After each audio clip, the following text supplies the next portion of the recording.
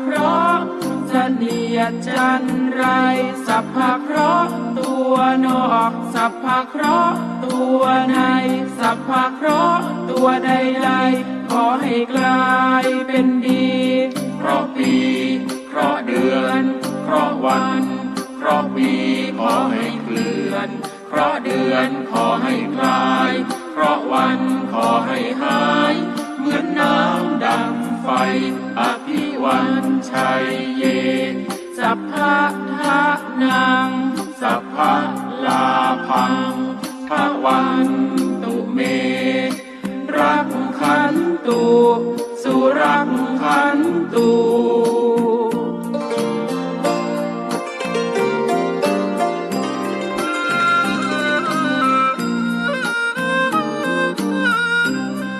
คเนรสมิงพระพุทธคุณนางอาคเนรสมิงพระธรรมเมตังอาคเนรสมิงพระสังฆานังทุกขโรคพยังวิวันชัยเยสัพพทุกข์สัพพโศกสัพพโรคสัพพภัยสัพพเคราะห์เสนียดจันไรสัพพะเคราะห์ตัวนอกสัพพะเคราะห์ตัวใน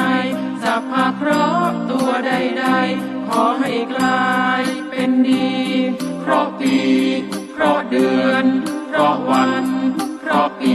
ขอให้เคลื่อนเพราะเดือนขอให้คลายเพราะวันขอให้หายเหมือนน้ำดังไฟอภิวันชัยเยสัพพะทะนังสัพพะลาภังภวันตุเมรักขันตุสุรักขันตุ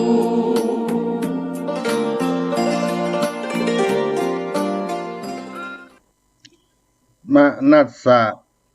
อุสสันนตายะมนุษสาชื่อว่ามนุษย์เพราะความเป็นผู้มีใจสูงกราบถวายความเคารพพระมหาเถรานุเถระครูบาอาจารย์เจ้าจุตนจุองค์เจริญสุขเจริญธรรมมหามูลศรัทธาสาธุชนพุทธบริษัททั้งหลายที่ได้สดับรับฟังธรรมะทางสถานีวิทยุวัดฝ่ายหินมหาวิทยาลัยเชียงใหม่คลื่น FM 104.50 เมกะเฮิรตซ์ภาคบ่ายวันนี้ ได้มาพบปะกับรายการเสียงธรรมพระธรรมจาริกวัดสลีโสดาพระอารามหลวงอาตมาภาพท่านพระครูปัญญาสังฆการหรือท่านพระครูพรหมินทร์ผู้ช่วยเจ้าอาวาส วัดสลีโสดาพระอารามหลวงพระธรรมจาริกเป็นตัวแทนคณะสงฆ์พระมจาริกวัดสลีโสดามาปะพบกับพุทธศาสนิกชนคนดีท่านทั้งหลายวันนี้เป็นวันอังคารที่20 กรกฎาคมพุทธศักราช2564ก็ใกล้กาลเวลาที่จะได้เข้าพรรษามาแถมเมื่อกี้วันนี้วันที่24 กรกฎาคมวันเสาร์ก็จะเป็นวันสาฬหปูจาเข้าวัดษาของคฤหัสถ์ชาวบ้านพุทธศาสนิกชนทั้งหลายส่วนภิกขุสังฆเจ้าทั้งหลายก็จะได้อธิษฐานเข้าวัดษาวันอาทิตย์ที่25 กรกฎาคมในปีพุทธศักราช2564ก็เหลือแถม4 วัน 5 วันที่จะได้ประพฤติปฏิบัติตามพุทธบัญญัติแห่งองค์สมเด็จพระสัมมาสัมพุทธเจ้าในต้นรายการได้นำพุทธ ธรรมภาสิตมานัสสะอุสสันนตายะมนุสสาชื่อว่ามนุษย์เพราะความเป็นผู้มีใจสูงสะอาดสว่างสงัดเป็นสมบัติของเจ้าพุทธสะอาดสว่างสงัดเป็นสมบัติของเจ้าพุทธมนุษย์เป็นสัตว์โลกประเภทหนึ่งอยู่ในเครือเดียวกันกับสัตว์ดิรัจฉาน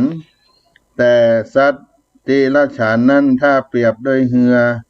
ก็เหมือนเหือที่ มันมีหางเสือย่อมจะไปตามกระแสน้ำและสายลมอยากจะทำอะไรก็ทำไปตามต้องการตามอุปนิสัยของสัตว์นั้นๆมันมีกรรมว่าผิดหรือถูกกุลหรือโทษชั่วหรือดีคือบ่ฮู้ว่าดีชั่วเป็นอย่างใด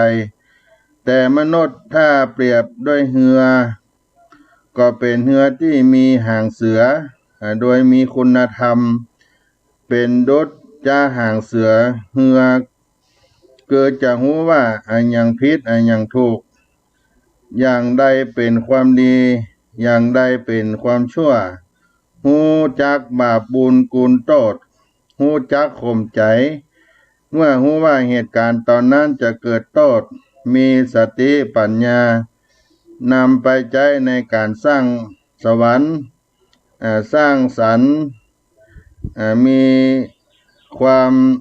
คิดที่ดีที่งามใจไปในการสร้างสรรค์เป็นต้นมนุษย์จึงชื่อว่าเป็นผู้ที่มีใจสูงหรือมีความรับผิดชอบสูงท่านพุทธทาสภิกขุได้สรุปความเป็นมนุษย์ไว้เป็นบทกลอนตอนหนึ่งว่าใจสะอาดสว่างสงบถ้าไผ่มีครบเรียกว่ามนุษย์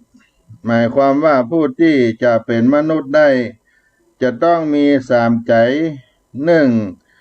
ใจสะอาดด้วยศีลสองใจสงบด้วยสมาธิสามใจสว่างด้วยปัญญาหรือที่เฮาเรียกกันว่าศีลสมาธิปัญญาอันเป็นข้อปฏิบัติของเจ้าพุทธสิ่งที่ทำให้ใจสกปรกมี5 อย่างสิ่งที่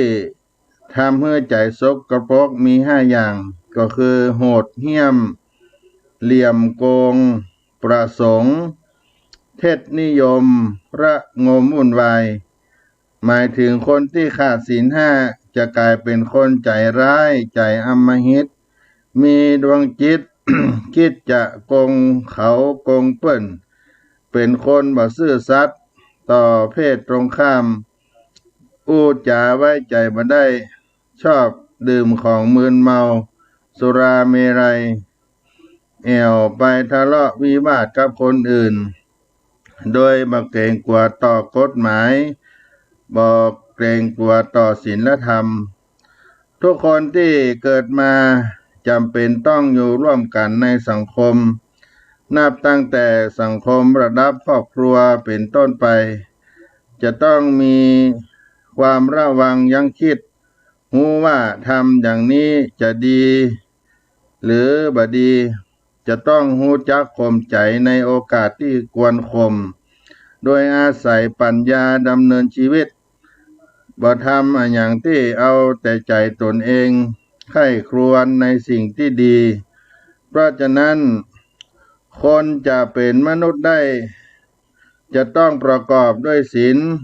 คือข้อที่ทำกายวาจาให้สะอาด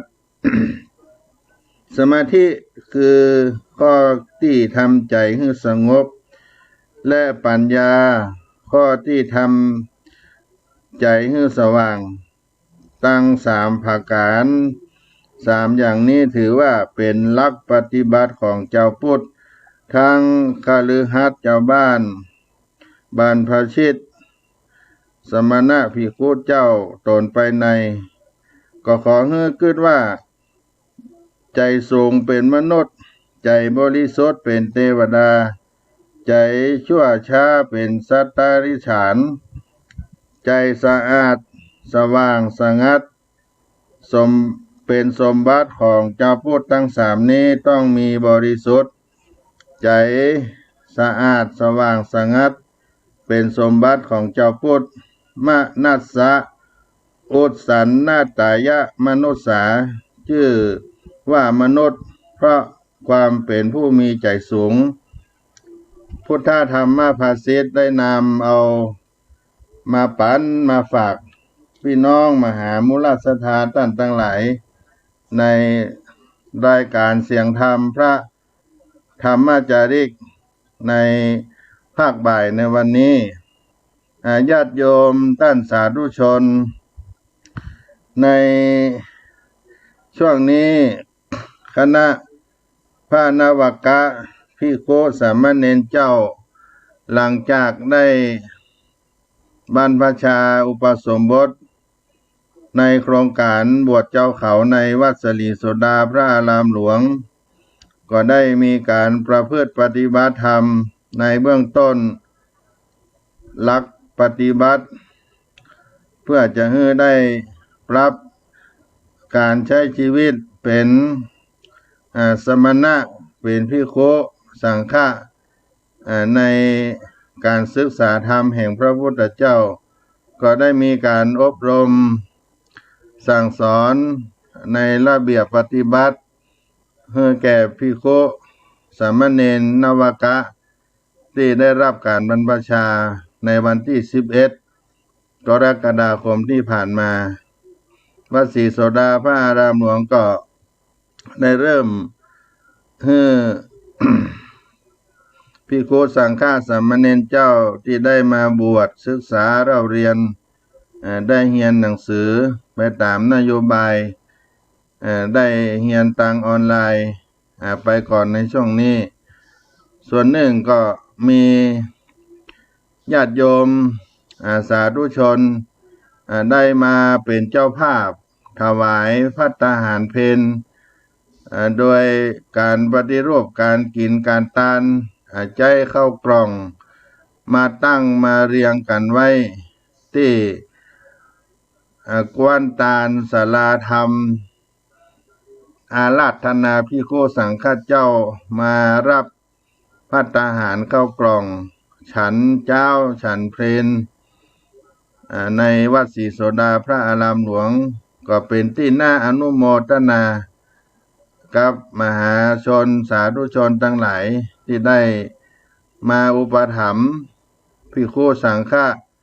ที่ได้รับการบรรพชาอุปสมบทตลอดถึงภิกขุสังฆะสามเณรเจ้าที่ได้อยู่ประจำวัดสลีโสดาพระอารามหลวงแห่งนี้ในพรรษานี้ในพระนวกะสามเณรมีจำนวน233รูปปัจจุบันแต่ยังไม่ได้นับภิกขุสังฆะครูบาอาจารย์ในวันเข้าวัดสานี้จะได้มียอดสุทธิที่สมบูรณ์แจ้งให้กับพุทธศาสนิกชนท่านทั้งหลายได้รับทราบเพื่อที่จะได้ประกาศอนุโมทนากับญาติโยมที่มีใจบุญใจกุศลได้มาอุปถัมภ์ให้กับภิกขุสังฆสามเณรวัดศรีโสดาที่ได้อยู่ในการปกครองเมตตาธรรมพระเดชพระคุณหลวงพ่อเจ้าคุณพระเทพโกศลเจ้าอาวาสวัดสลีโสดาพระอารามหลวงในสำนักงานพระธรรมจารีกส่วนภูมิภาคการบริหารจัดการเผยแผ่งานพระพุทธศาสนาก็ยังเคลื่อนไหวขับเคลื่อนกันไปตามปกติเป็นไปตามคำแนะนำของกระทรวงสาธารณสุขได้มีการเว้นระยะห่างทางสังคมในวัดวาอารามต่างๆการกินการทานก็อยู่ตามประกาศของรัฐบาลที่เพื่อนได้แนะได้นำได้ทำกันไปเพื่อประโยชน์สุขและปลอดภัย จากโรคภัยไข้เจ็บการแพร่ระบาดของโคโรนา2019โควิด19ที่ได้เข้ามาเบียดเบียนในวิถีธรรมวิถีชีวิตของสมณะศรัทธาเฮาท่านทั้งหลายจะได้กินได้ทานกันไปตามที่สังคมได้ประพฤติปฏิบัติธรรมกันไปวันนี้ก็เป็นแถมวันหนึ่งที่มีญาติโยมได้มาร่วมอนุโมทนาถวายทานภัตตาหารให้แก่ภิกษุสังฆะทั้งหลายและก็อยู่ในช่วงของการประพฤติปฏิบัติธรรมของพระภิกษุสามเณรเจ้าทั้งหมดทั้งมวลก็ใจรักธรรมเพื่อเป็นการพัฒนาคุณภาพชีวิตการใจรักธรรมเพื่อจะได้พัฒนาคุณภาพชีวิตธรรมะคือธรรมชาติธรรมะก็คือการปฏิบัติหน้าที่และในการปฏิบัติหน้าที่ของมนุษย์ให้ถูกต้องสมบูรณ์มีสุขภาพกายดีแม้จะเปลี่ยนแปลงไปโดยสภาพธรรมชาติและมีความแตกต่างกันในแต่ละบุคคลแต่สุขภาพจิตเน้นสิ่งสำคัญที่จะต้องประคับประคองรักษาไว้เพราะจิตเป็นนายกายเป็นบ่าวการประคับประคองดูแลรักษาจิตจึงนับได้ว่าเป็นสิ่งที่สำคัญยิ่งเปรียบรถยนต์กายนั่นก็คือตัวถังรถส่วนจิตก็คือเครื่องยนต์เสียรถก็ไปไหนบ่ได้ฉันใดฉะนั้นการประคับประคองดูแลรักษาจิตสำหรับพุทธศาสนิกชนทั้งหลายควรได้เทิดทูนพระคุณของพระพุทธเจ้าไว้เหนือเสียนเกล้าตลอดเวลาและตระหนักในพระวิสุทธิคุณพระปัญญาคุณและพระมหากรุณาธิคุณสาเหตุที่ต้องเทิดทูนพระคุณขององค์สมเด็จพระสัมมาสัมพุทธเจ้าเพราะเป็นบรมครูผู้สอนและชี้แนวของการปฏิบัติตนเพื่อความสงบสุขของสภาพจิตใจการสอนเกี่ยวกับทุกขังอนิจจังอนัตตาหัวข้อนี้จะช่วยให้ผู้สนใจได้หยิบได้ยกเอามาเกิดและเอามาคิดทำความเข้าใจพร้อมทั้งปฏิบัติตามแม้จะยากแต่การคิดบ่อยครั้งคิดบ่อยๆจะช่วยให้เข้าใจชีวิตแจ่มแจ้งชัดเจนขึ้นและก็ยอมรับสภาพการเปลี่ยนแปลงต่างๆได้ง่ายและก็เร็วขึ้นส่วนผู้สูงอายุผู้อาวุโสผู้สูงอายุที่มีปัญหาในด้านจิตใจมากบ้างน้อยบ้างที่เกิดปัญหาในจิตในใจที่เกิดขึ้นหากว่าเข้าใจถึงคุณธรรมถึงคุณประโยชน์ของ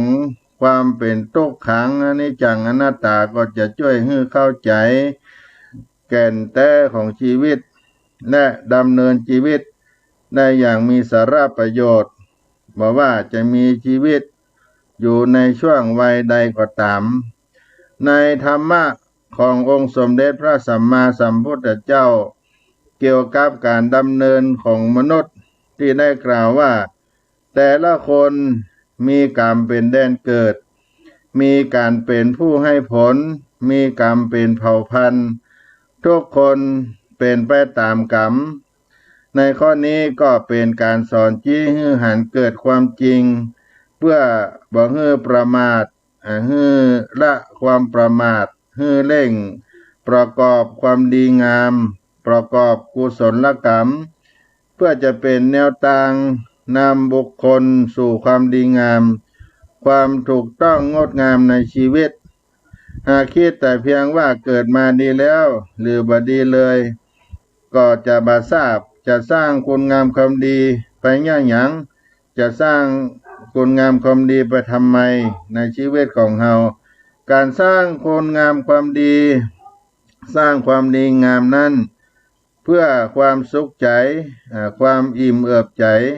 และก็เป็นการสร้างความมีคุณค่าในตนตัวเองให้แก่ตนเองผู้ที่ได้รับผลการกระทำความดีงามนั้นผู้กระทำย่อมได้รับผลก่อนผู้อื่นเสมอและผู้ใกล้ชิดก็จะได้รับผลแห่งการกระทำนั้นเป็นอันดับต่อมาเพราะผู้ให้ผู้ปฏิบัติดีผู้ปฏิบัติชอบเป็นที่รักใคร่และเป็นที่เคารพนับถือเสมอการปฏิบัติให้อยู่ในความดีงามหรือสิ่งที่ถูกต้องจะเป็นผลให้ผู้ปฏิบัตินั้นเร่าร้อนใจนั่งนอนบ่เป็นสุขผู้ใกล้ชิดก็มีความเดือดร้อนไปด้วยที่กล่าวมานี้เป็นเพียงสิ่งที่ได้หันในปัจจุบันและผู้ที่ได้ปฏิบัติจะเปิงหันได้อย่างชัดเจนด้วยตนเองทั้งปัจจุบันและอนาคตธรรมะปฏิบัติก็ขอแนะนำให้ท่านทั้งหลายว่าหนึ่งเช่นการสวดมนต์ก็ถือว่าเป็นการสวดระลึกถึงคุณพระพุทธเจ้าระลึกถึงพระคุณแห่งพระธรรมเจ้าระลึกถึงพระคุณแห่งพระสงฆ์ก็มีหลายรูปแบบมั่นใจว่าพระออกไม่ออกศรัทธาพระอวยไม่อวยผู้สูงอายุก็ดีทุกท่านจะได้ปฏิบัติกันอยู่แล้วเป็นประจำและก็การสวดมนต์นั้นมีทั้งเป็นภาษาบาลีทั้งแปลเป็นภาษาไทยซึ่งจะช่วยให้คนที่ได้สวดมนต์เจริญมนต์นั้นมีความเข้าใจได้ทราบซึ้งในกรรมสวดกรรมไหว้กรรมสาให้ได้มากขึ้นมีประโยชน์แล้วก็ให้เขาได้มีจิตใจหนิมเที่ยงมั่นในการสวดและก็มีความรู้ความเข้าใจในบทสวดการสวดมนต์ถ้าปฏิบัติได้เป็นประจำถือว่าเป็นการปฏิบัติที่ดีงามอย่างหนึ่งและอันที่สองนั้นธรรมะปฏิบัติในการประพฤติปฏิบัติรักษาศีลห้ารักษาศีลแปดการรักษาอุโบสถศีลมีความหมายเพื่อให้บุคคลได้สำรวมวาจาใจได้ลดละความพึงพอใจบางอย่างและสร้างความดีงามเพิ่มขึ้นการไปวัดไปฟังธรรมก็สภาพร่างกายไปตามที่เราสามารถไปได้ในการที่เราจะได้สร้างคุณงามความดีกับตัวเองและก็สิ่งแวดล้อมก็จะได้เอื้ออำนวยที่เราได้มีการอาบน้ำฟังธรรมการจะเกิดผลให้ได้เป็นความจริงจังก็จะต้องคิดติดตามในธรรมะไปด้วยทุกขั้นตอนการถือศีลประพฤติปฏิบัติศีลก็มีศีลห้าเป็นเบื้องต้นเป็นปกตินิสัยถือว่าเป็นการสร้างความเจริญให้ชีวิตเพราะว่าศีลห้าถือว่าสร้างความเจริญให้ชีวิตเพราะศีลห้าจะช่วยให้มนุษย์อยู่ร่วมกันอย่างสันติสุขอยู่ร่วมกันอย่างสันติสุขในครอบครัวสังคมตลอดถึงประเทศชาติบ้านเมืองนี่ก็จะให้ความสงบสุขนั้นเกิดขึ้นถ้าคนทั้งหลายได้ประพฤติปฏิบัติแต่ถ้าบ่ได้ประพฤติปฏิบัติตามศีลข้อปฏิบัติทั้งห้าก็จะเกิดความเดือดร้อนวุ่นวายเพราะเฮานั้นขาดการประพฤติปฏิบัติในศีลจารวัตทั้งห้าให้ครบถ้วนซึ่งแต่ละข้อในศีลห้านั้นมีความสำคัญเกี่ยวพันกันจะขาดข้อใดข้อหนึ่งไปบ่ได้ก็จะทำให้ชีวิตของเฮานั้นบ่สมบูรณ์มีความบกพร่องเกิดขึ้นในครอบครัวในสังคมได้มากขึ้นอันที่สามนั้นการเจริญสติ ในธรรมะปฏิบัติการกำหนดอิริยาบถให้เฮาได้รู้ทันปัจจุบันรับรู้ความรู้สึกต่างๆได้อย่างสม่ำเสมอตลอดเวลาที่เฮาได้รับรู้ความรู้สึกมีตั้งตาหูจมูกตั้งลิ้นตั้งกายตั้งใจตั้งหกทางหกอย่างนี้ให้กำหนดรู้ไปตามจริงที่ใจรู้พร้อมกับกิริยาความเคลื่อนไหวอื่นๆทำมาอย่างก็จะให้มีสติกำหนดให้รู้ทันปัจจุบันให้มากที่สุดที่เราจะทำได้อิริยาบถใหญ่ๆในชีวิตของเรานั้นก็มีการยืนการนั่งการนอนในอิริยาบถย่อยออกไปก็คือการเคลื่อนไหวในร่างกายทุกกิริยาการกินการดื่มการเคี้ยวการเลื่อนเกินเหลียวก้มเงยยิบยกต่างๆตลอดถึงการขับถ่ายนักเบาควรได้กำหนดให้ได้มากทุกคนถ้าได้ทำได้ก็จะเป็นสิ่งที่ดีและก็จะทำให้เรามีสติบ่ได้เผลอในการเจริญสติของเรารวมไปถึงเราได้มีโอกาสการเดินจงกรมนั่งสมาธิเจริญสติการเจริญสติก็จัดว่าเป็นความสำคัญอันดับหนึ่งมีการเดินจงกรมมีความสำคัญเป็นอันดับสองการนั่งสมาธิก็เป็นหนึ่งเดินจงกรมก็รองลงมาการนั่งสมาธิมีความสำคัญในชีวิตของเรามีความการเจริญสติก็เป็นหนึ่งการเดินจงกรมนั่งสมาธิก็เรียงลำดับกันมาอันในที่จะทำให้เกิดปัญญาเมื่อเจริญสติรู้กำหนดต่อเนื่องจิตใจเราก็จะสงบลงได้ความฟุ้งซ่านก็จะมาลายหายลงไปให้น้อยลงไปจะเกิดความหันที่ถูกหูถูกอู้ถูกทำถูกที่เราเรียกว่าปัญญาเกิดขึ้นเหตุนั้นปัญญาจึงเป็นสิ่งที่รอบรู้ในเหตุการณ์ต่างๆจะเกิดสิ่งใดพิจารณาสิ่งใดก็ต้องพิจารณาด้วยเหตุผลและก็พิจารณาให้รู้หันตามหลักจริงในสิ่งนั้นๆปัญญาหรือความดำริชอบก็เป็นวิชาแก้ปัญหาโลกปัญหาธรรมได้อย่างถูกต้องและก็เป็นสิ่งที่ดียิ่งผลพลอยได้ที่ตามมาก็คือการพัฒนาจิตให้เกิดปัญญาและความสันติสุขการประพฤติปฏิบัติธรรมการปฏิบัติสมาธิภาวนาและวิปัสสนาลำดับมาขั้นแรกการทำสมาธิให้จิตใจสงบรวมเป็นหนึ่งเมื่อฝึกจิตสงบได้นี้แล้วซึ่งใช้เวลานานแตกต่างกันในแต่ละคนก็จึงปฏิบัติขั้นต่อไปก็คือวิปัสสนาภาวนาซึ่งผู้ปฏิบัติก็จะต้องมีครูบาอาจารย์ที่คอยแนะแนวทางได้สั่งได้สอนบอกจี้บอกทางให้การปฏิบัติจึงจะเกิดความเข้าใจและนำไปปฏิบัติต่อไปด้วยตนเองอย่างถูกต้องการเดินจงกรมก็มีหลายแบบหลายวิธีแต่ทุกวิธีก็มีจุดมุ่งหมายอย่างเดียวกันก็คือให้จิตเกิดสมาธิผลที่ได้ควบคู่กับการเดินจงกรมจงขมคือการเคลื่อนไหวในร่างกายมีเลือดสูบฉีดเลือดเราสูบฉีดไปเลี้ยงส่วนบ่ายของร่างกายโดยเฉพาะเท้าตีนมือเราได้ดีขึ้นโดยเฉพาะการเดินก็จะลงไปในเท้าของเรานั้น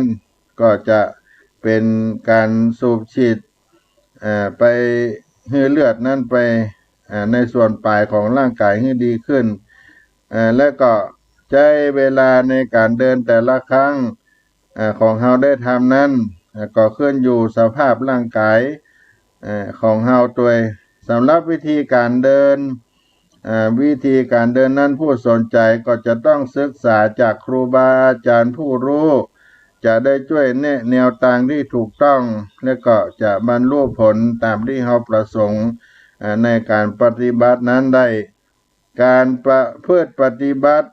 สมาธิภาวนาวิปัสสนาภาวนาการเจริญสติการเดินจงกรม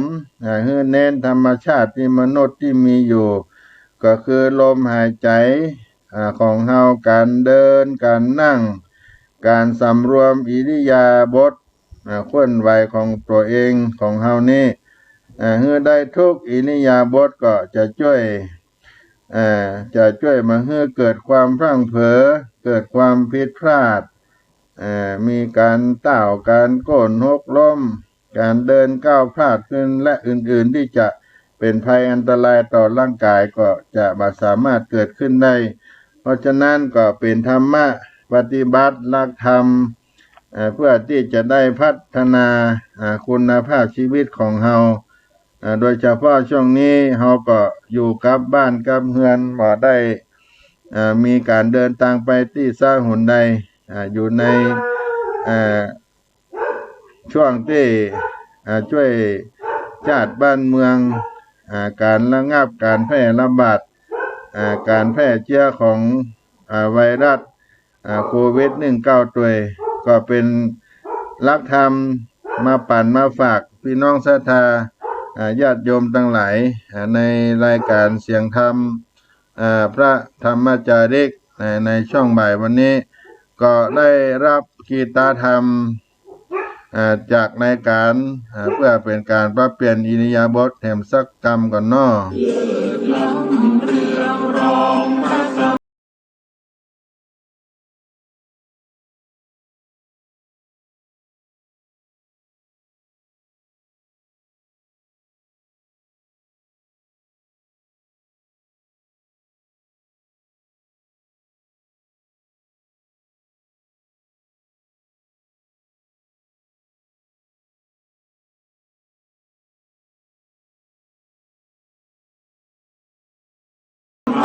แก้วข้ามด้วยสำเภาทองนำสัตว์ลอยล่องข้ามพ้นถึงฝั่งข้ามด้วยพระอาทิตย์จังข้ามด้วยพระทุกขังข้ามด้วยพระอนัตตากุศลสัมปันโน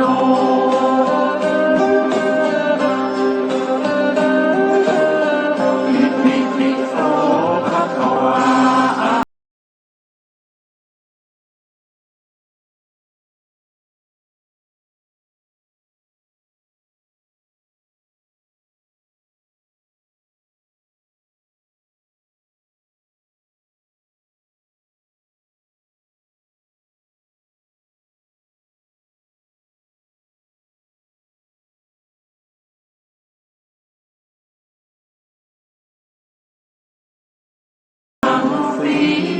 พระเจ้าโปรดสัตว์ทั่วโลกโลกีข้ามพ้นทุกขี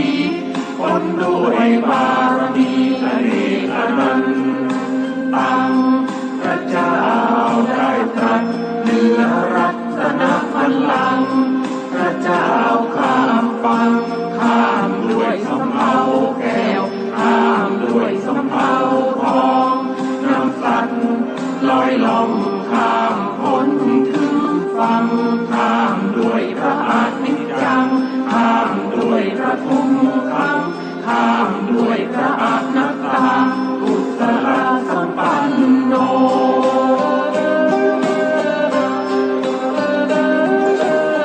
อิติปิโสภะคะวาอะระหังสัมมาสัมพุทโธนะโมข้าถวายพระสุวรรณสามโพธิสัตโตอินโยด้วยเมตตาบารมีพระชินสีอุบัติบังเกิดเลิศล้ำเรืองรองพระสมีสีทองคำพันรังสีพระเจ้า สัตว์ทั่วโลกโลกีข้ามพ้นทุกขีพ้นด้วยบารมีพระเอกอนันต์ตังพระเจ้าได้ตรัสเหนือรัตนบัลลังก์พระเจ้าข้ามฟังข้ามด้วยสำเภาแก้วข้ามด้วยสำเภาทองนำสัตว์ลอยล่องข้ามพ้น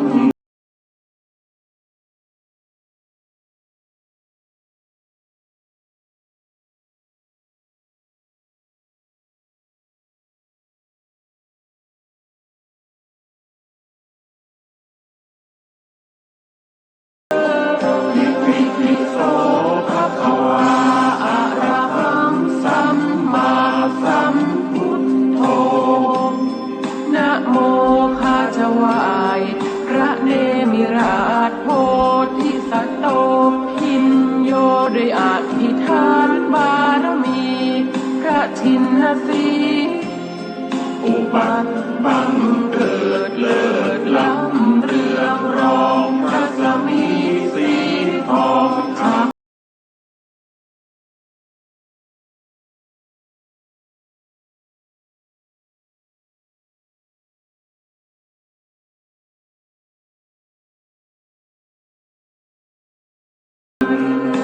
ตัง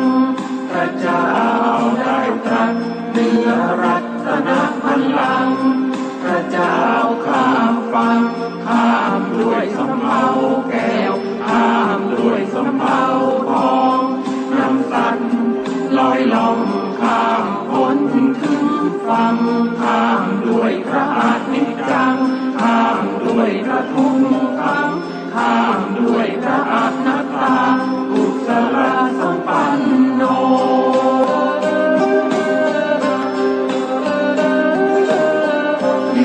อิโสภะคะวาอะระหังสัมมาสัมพุทโธนะโมข้าจะไหว้พระมโหสถโพธิสัตโตพินโยด้วยปัญญาบารมีพระชินสีอุบัติบังเกิดเลิศล้ำเรืองรองพระสมีสีทองชักพันรังสีพระเจ้าโปรดสัตว์ทั่วโลกโลกีข้ามพ้นทุกขีพ้นด้วยบารมีพระเอกอนันต์ตังพระเจ้าได้ตรัสเหนือรัตนบัลลังก์พระเจ้าข้า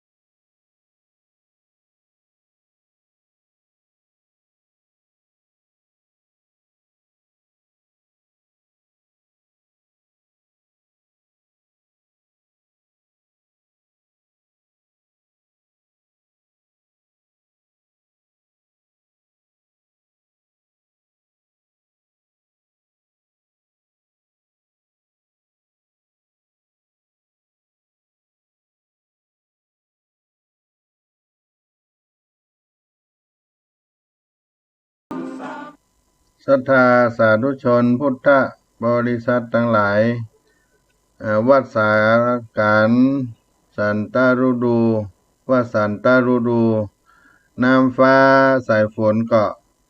ท่าทางหลังลงมาช่วงนี้ที่เราเรียกกันว่าช่วงเข้าวัดสาเข้าสู่หน้าฝนการประพฤติปฏิบัติ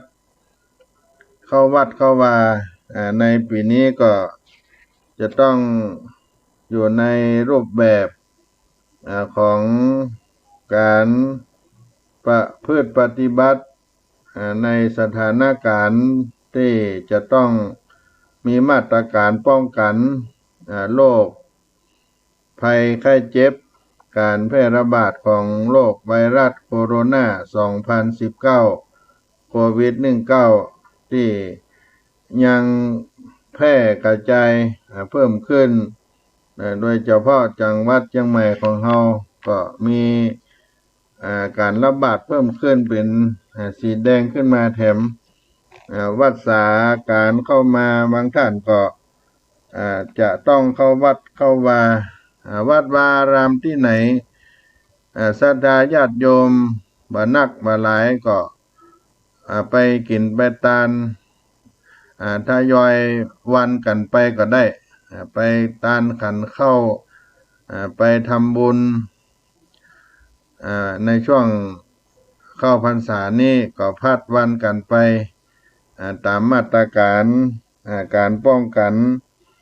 โรคแพร่ระบาดของไวรัสโคโรนา 19 ที่เราได้ประพฤติปฏิบัติกันทุกวันนี้ให้ความปลอดภัยกับตัวเองกับสังคมก็อยู่ในช่วงที่เราจะต้องช่วยกันช่วยชาติช่วยครอบครัวสังคมเราเข้าวัดสาวันพุธวันเฮือนี้ก็ไปใส่บาตรหยาดน้ำก็กลับบ้านกลับเฮือนก็ดีที่วัดวาอารามเปิ้นมีนักมีหลายส่วนที่เป็นวัดน้อยๆ20-30 คนก็อยู่รับศีลรับพรก็ได้แล้วแต่ครูบาอาจารย์เจ้าวาดเพิ่นจะหันสมควรอยู่ในช่วงการระมัดระวังการแพร่กระจายของไวรัสโควิดเพราะฉะนั้นก็ได้สั่งสมบุญกุศลกันไปตามสภาพบ้านเมืองความเป็นเจ้าพูดของเราก็จะได้ทำกันไปตามปกติเพราะเป็นหน้าที่ที่เราจะได้ทำในคุณงามความดีสะสมไว้กับตัวเราเพราะว่าบ่มีอันหยังที่เราสะสมแล้วบ่เป็นภาระยกเว้นความดีคนดีก็จะต้องเชื่อมั่นในการทำดี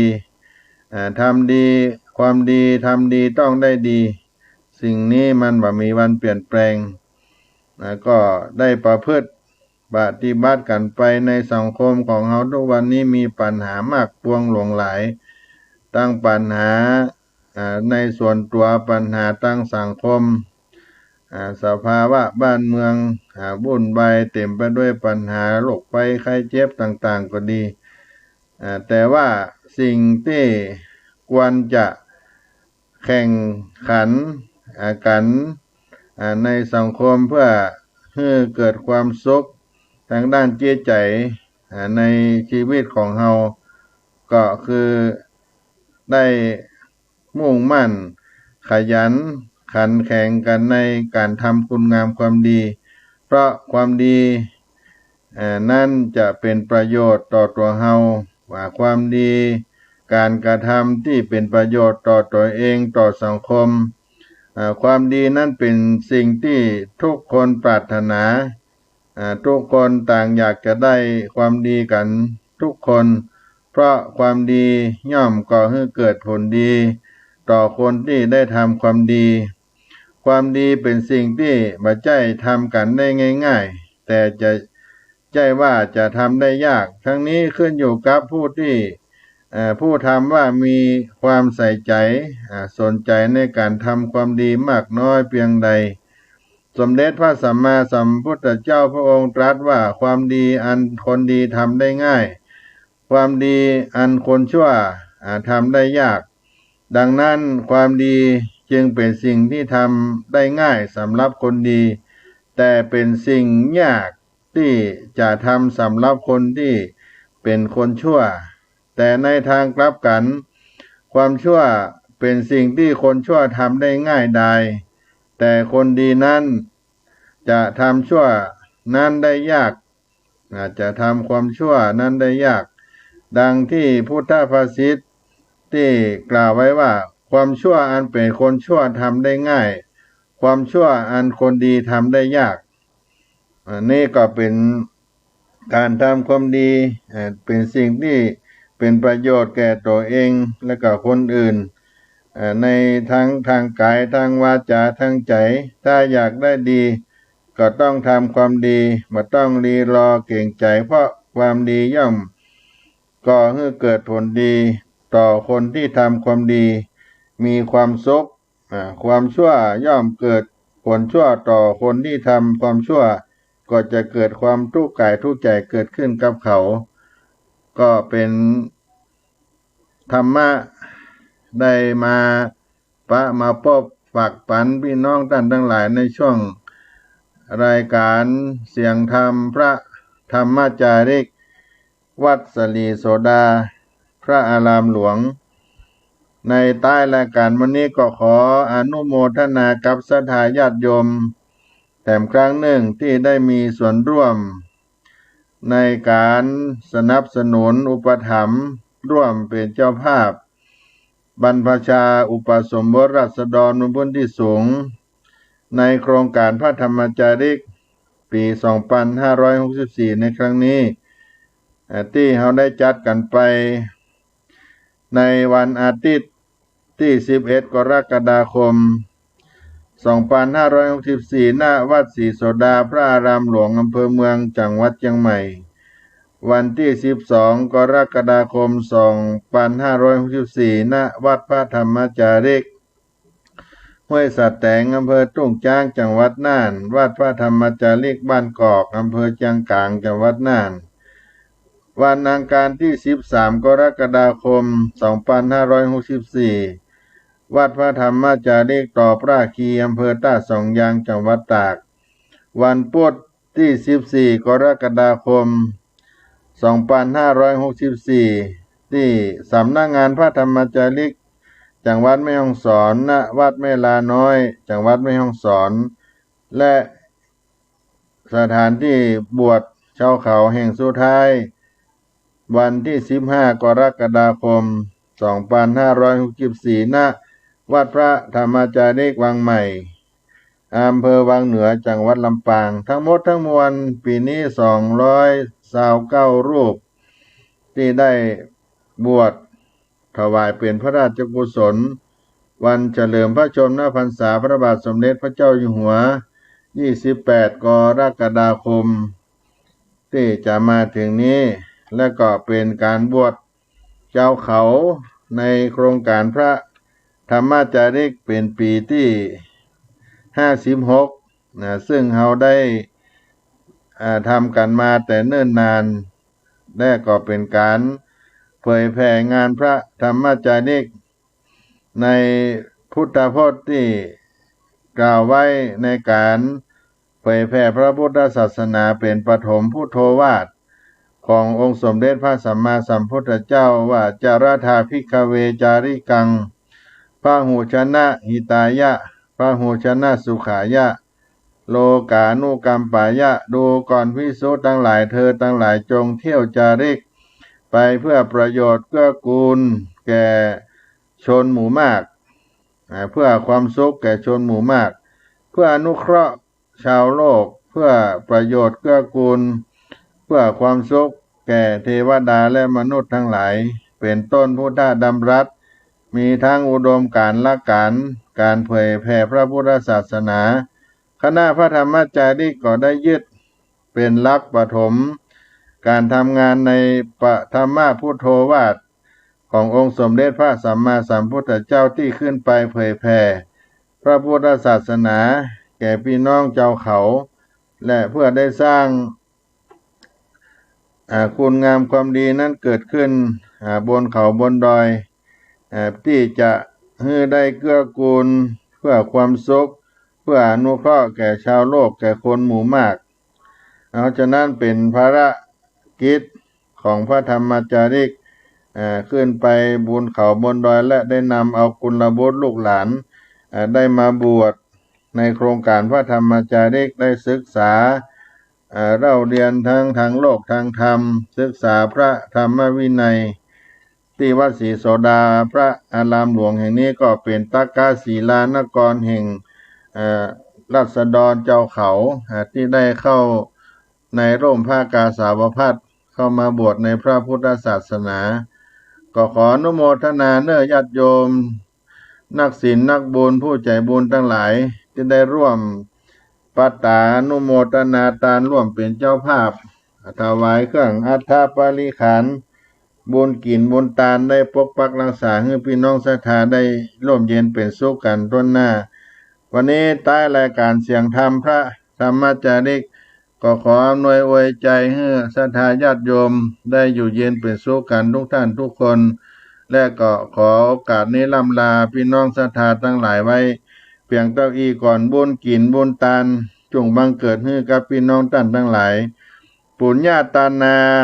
ก็ดาเมียนแล้วจิตใจผ่องแผ้วศรัทธาทั้งหลายกินทานครั้งนี้บ่ได้สูญหายบ่จมลงทรายบ่หายพรากหน้ากุศลบุญทั้งหลายก็ยังแจ่มจ้าปกโหมกาญาพี่น้องพาธนาใดให้ได้พร่ำพร้อมบ่หลงข้างข้องอันใดใจญาโจกจ้างทะทางหลังไหลเกียรติก้องลือไปตัวหนลูกล่ามหาตานังปุญญังแห่งกล้าในวันนี้นาต้านไทยสุขีจีวังบัดทุกยากไรบัดตกต่ำใต้ถอยลงเกิดใดก็แล้วฮือสมประสงค์จุงฮืออุดมตามใจแห่งเจ้าตามใจแห่งมูลศรัทธาท่านทั้งหลายจุผู้ในคนเนอจัตตาโลธรรมาวัฏันติอายุวันโนสุขังปะลัง